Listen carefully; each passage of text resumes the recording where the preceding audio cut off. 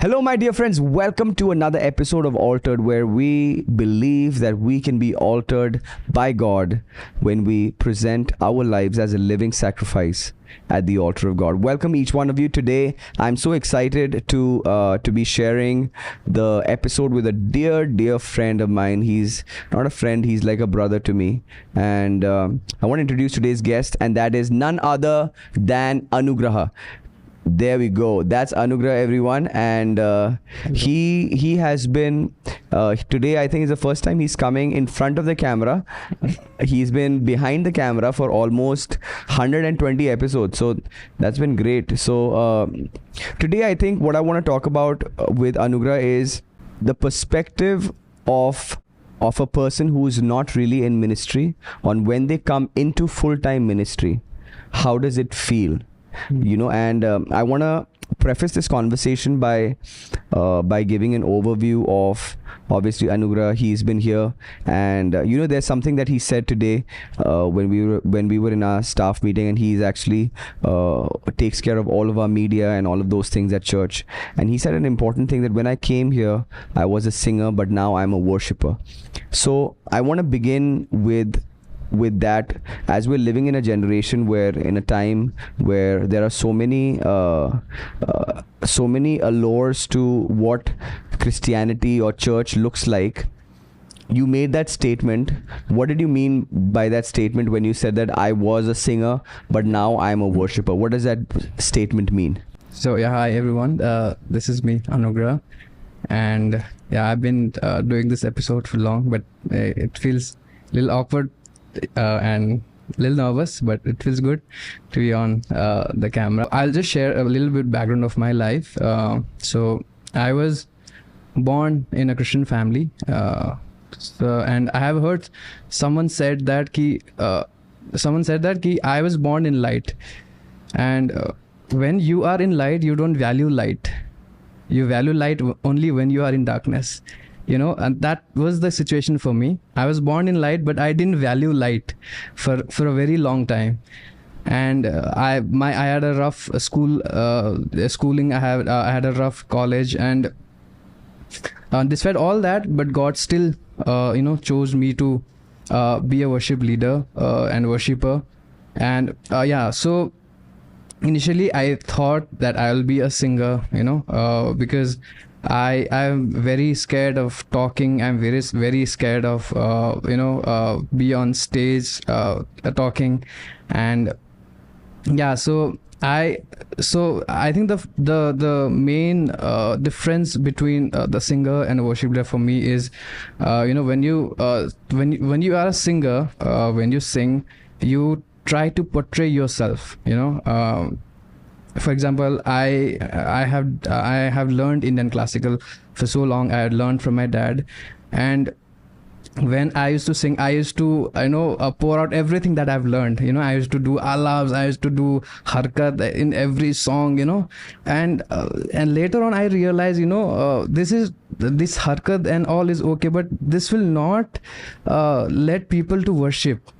And I've realized over this period of time that it's not about just singing. It's about your heart, your posture of your heart.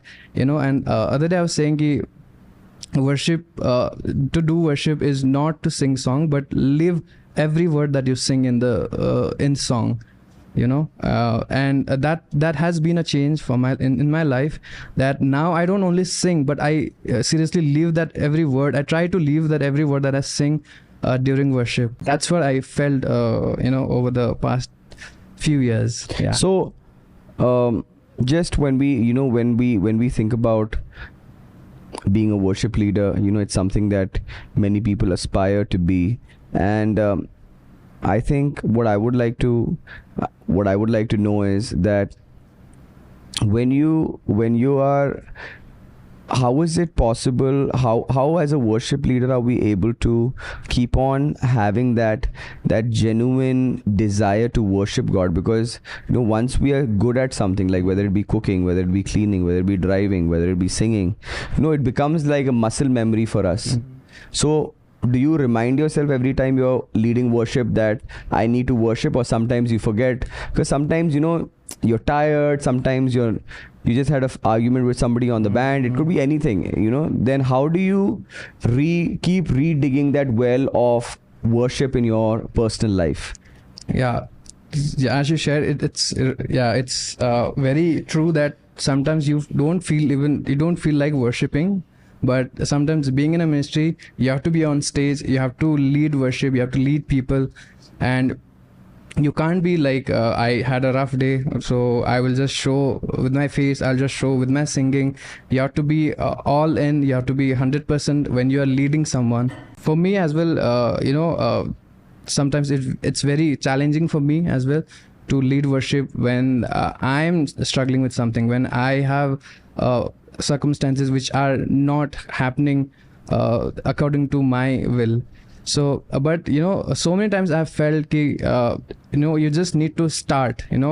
God is when you give your time, when you give anything to God, when you start something, then I think God will start moving. I felt so many times that I don't want to worship, I don't want to be on stage and sing, but I pushed myself on stage, and once I started, I immediately felt ki something is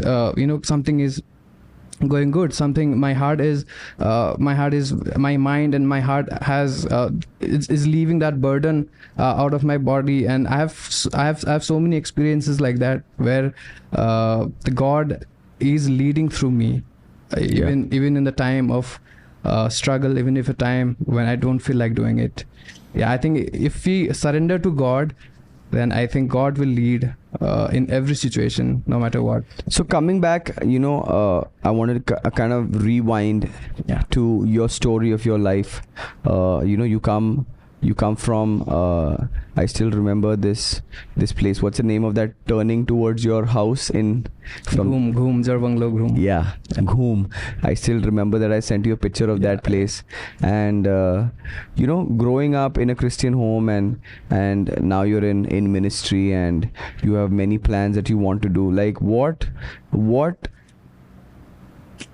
I think many people, we like to inspire people with our victories, but I sometimes think that in Christianity and in church life, we are not very vocal about our struggles, because I think also in our victories people get inspired, but also in our struggles people are able to relate to what we are going through in your life. So what were the struggles of you being in ministry that you feel that that was a rough patch where I was not able to connect to God, or where maybe I was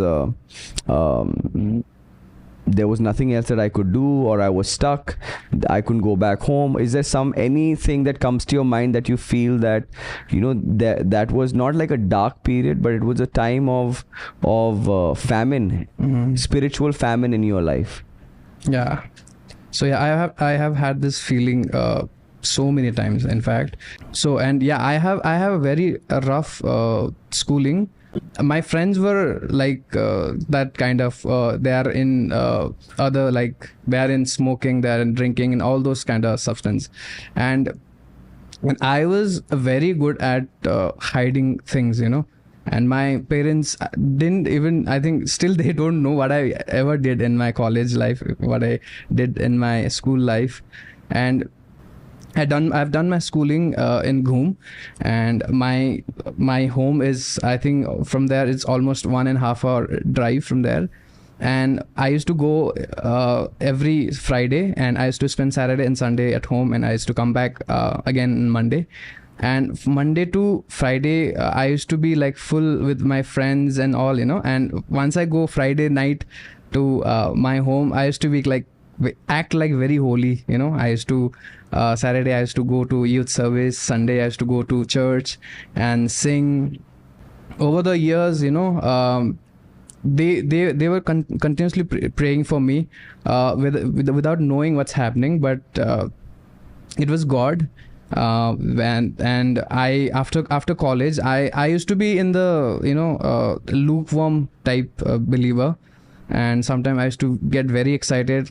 So and over the years I've learned one thing, so many times we try to move God with our emotions, that I am very now today. Somebody broke my heart, and and you are praying so hard because of your hurt, and sometimes you are so happy and you are thanking God because God did this, and over the time I've realized that God doesn't move by your emotion. God moves with your decision, and I still remember that the day when I decided that now onwards whatever I do, I will do with full passion, and I'll do for God, and from that day onwards I think God is constantly with me, even if my ups and downs. So when did you make that decision? So that was when I was in Mumbai. So I was under Sheldon Bangera, and we had a songwriting camp, I guess that time in Nilshi. There's a small Pune. Yeah. So we're having this prayer, and during that prayer, Sheldon Bangera came to me and he put his hand on my heart and started praying, and I started crying at that time, and I cried, and I let all my things that was dragging me from God, I let all that go. So I think that was the day when my life made a huge shift, towards God. I was going this direction, God was actually this side, and that was the day I turned back to God, and I started coming towards God from that day. Wow. So that was the time, I feel, that you're saying that you decided from your spiritual family that you're going to follow God. Yeah. Now, in the middle of what you're doing, like, what was your expectation as a worship leader? I think that's a very important question. I feel that people should know. What is a worship leader's expectation to happen after they lead worship? So yeah, I have never thought about it, but yeah, because I think that is the most misconstrued thought. Because I just like, tell me or what you thought it was and what you think it is. It could be a change of what, as the years have gone by and as you have grown, like it's changed maybe, or maybe there's nothing. But I think I would like to know from you, as you lead worship and stuff, what is your expectations of what you want to see in the people once you lead worship? Back in the time when I lead worship, I used to expect so many things. And I used to lead. Sometimes I used to lead worship just to show people that I can play guitar, I can play keyboard, I can sing. And over the years, I have realized that worship is not taking or expecting anything from God, but worship is all about giving what you have, what God has done for you, and it's more of a gratitude towards God. It's what I feel. And then what? So what is the expectation you have from people? Nothing. Like the people who are in the crowd, suppose you go to lead worship in a church or wherever it may be. Okay. What do you consider it to be like? Oh wow, yeah. It was great. Oh, so yeah, I think people response matters a lot to a worship leader, because when you see people in front of you worshiping God with full potential, crying, and that automatically gets fills that atmosphere. I think God has started moving people now. God has started touching people now. So automatic वो हो जाता है कि you start saying things which you have never thought of. You started singing song which you have not planned to sing. And when the crowd is not as responsive as you have imagined, you have expected, then your worship leading also, I think, that drags down a bit, I feel. So that's exactly what I'm trying to say. So is that now when God starts to move, that's what I feel in many ministries. I've seen in many pastors and many worship leaders.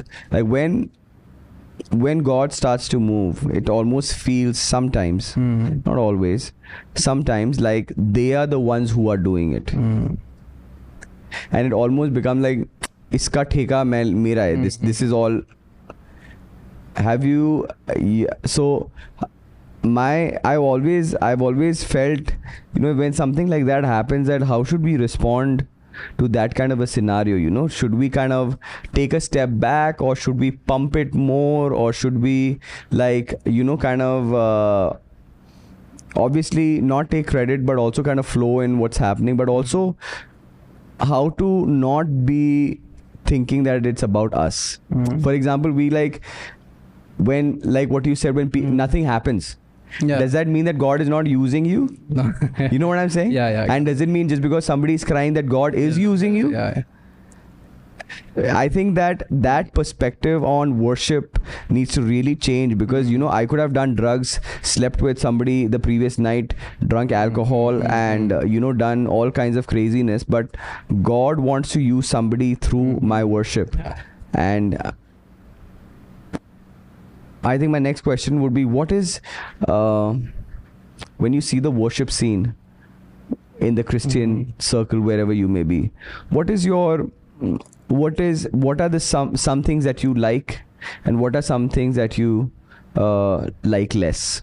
What are the things that you feel are going well, and what are the few things that you feel are not going so well? I think everything is going well, and so in worship, if I talk about songs, and we have been hearing very, very good songs that are coming from various people, various new artists, new worship leaders, and I feel so good when you get to listen to worship song in every genre, and that's what I think that's what it needs to be, because gospel is for everyone. We know people who just listen to hip hop. We know people who just listens to classical music. They are not into contemporary music.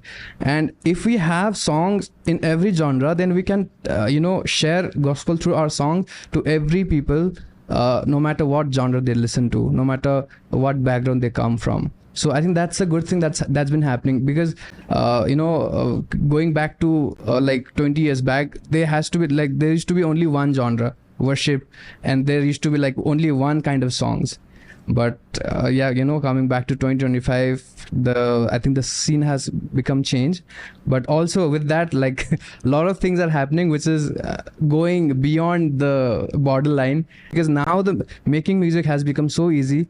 Putting out song has become so easy that everyone who can produce a little bit, a sound card. Everyone who has a sound card is putting out their songs, and so obviously there's no quality check, there's no one above them who can actually sit and do the lyrics. But I think on the both sides, I think good is going great, so far. When you think about yourself as a worship leader, what are the few things that you feel are important for a sustainable growth of a worship leader? So first thing, being a worship leader, you need to be a prayerful person. First thing, you need to before even leading others to worship, you need to have that quiet time in worship where you have actually been close to God, and along with that, you need to have a talent. You need to, even if you have a talent, you need to practice every day, and those are the things that I think needs to be there in worship. That two things: one is your prayer life, and second thing is you need to be a person who practice. So you're a songwriter, and you've sung and produced a few songs, and so what is the process of you writing a song? I think in Nepali, and I write in Nepali first, because my first language is Nepali, and Hindi is, I think, my third language, because in our place Hindi is not that much predominant. It's not on our syllabus, but we learn Hindi from movies, from people, because everybody in Darjeeling, they speak Hindi. And I think in Nepali, I write in Nepali, then and then I translate it into Hindi sometimes. And my process would be, I took out a theme, and in that theme I pull out the scripture, that what Bible says about this topic. And the second thing that I start writing. That's what. And then I start producing song from that scratch. And that's where you build up. Then you do it in Nepali, from Nepali to Hindi, and so on and so forth. Tell me a little bit about your dad and your inheritance from him, through him, in worship and music. So my dad, he has been writing songs from the past 50 years. And this year only we are celebrating his 50th anniversary in music. So my dad, he used to write when he was not a believer. He used to write songs for people who are a little famous in Nepali community, and he has sung songs with so many Nepali artists who were famous at that time. And I have a sister who is just 1 year elder to me, and they accepted Christ when my sister was born and I was about to born. In that middle gap, they accepted the Christ. So my sister didn't. She was not born in a Christian family, but I was born in a Christian family. By the time I was born, they have accepted Christ, and from that day, they also have a very great testimony. But that's another testimony for another day.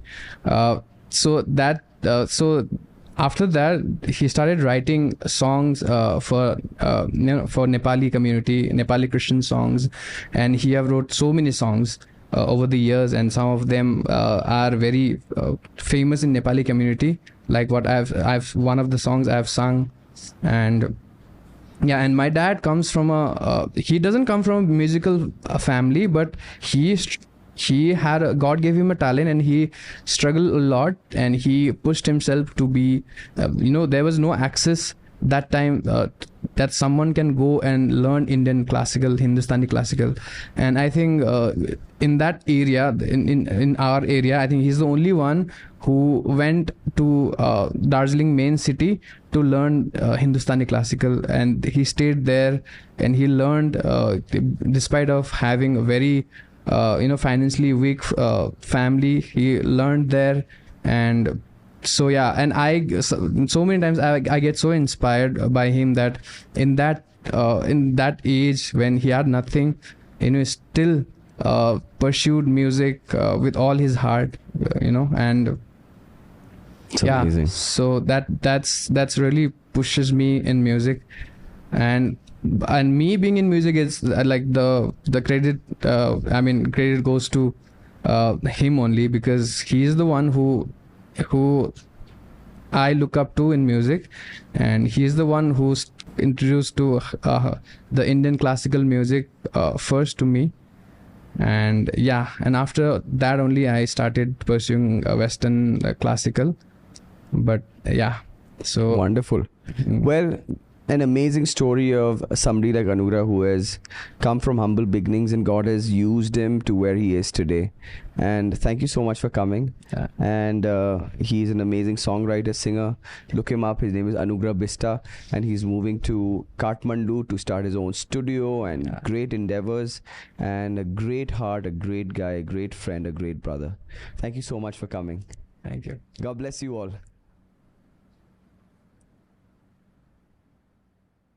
Is it done?